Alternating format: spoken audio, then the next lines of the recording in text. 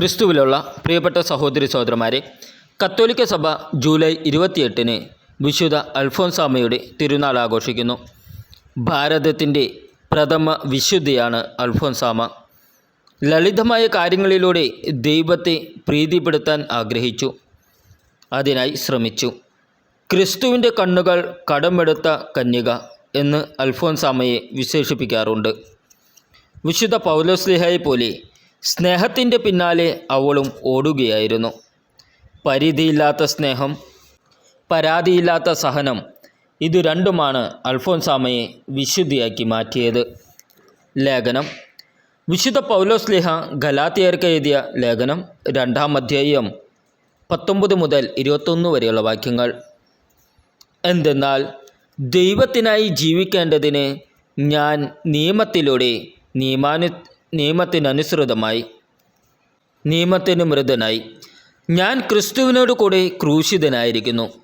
ഇനിമേൽ ഞാനല്ല ജീവിക്കുന്നത്, ക്രിസ്തുവാണ് എന്നിൽ ജീവിക്കുന്നത്. എൻ്റെ ഇപ്പോഴത്തെ ഐഹിക ജീവിതം എന്നെ സ്നേഹിക്കുകയും എനിക്ക് വേണ്ടി തന്നെ ബലിയർപ്പിക്കുകയും ചെയ്ത ദൈവപുത്രനിൽ വിശ്വസിച്ചുകൊണ്ടുള്ള ജീവിതമാണ്. ദൈവത്തിൻ്റെ കൃപ ഞാൻ നിരാകരിക്കുന്നില്ല. നിയമത്തിലൂടെയാണ് നീതി കൈവരുന്നതെങ്കിൽ ക്രിസ്തുവിൻ്റെ മരണത്തിന് നീതീകരണമൊന്നുമില്ല. നമ്മുടെ കർത്താവായ ഈശോമിശിഹായ്ക്ക് സ്തുതി. ഇന്നത്തെ ദൈവവചനം വിശുദ്ധ യോഹന്നാൻ എഴുതിയ സുവിശേഷം 12-ാം അധ്യായം 20 മുതൽ 26 വരെയുള്ള വാക്യങ്ങൾ. തിരുനാളിൽ ആരാധിക്കാൻ വന്നവരിൽ ഏതാനും ഗ്രീക്കുകാരുമുണ്ടായിരുന്നു.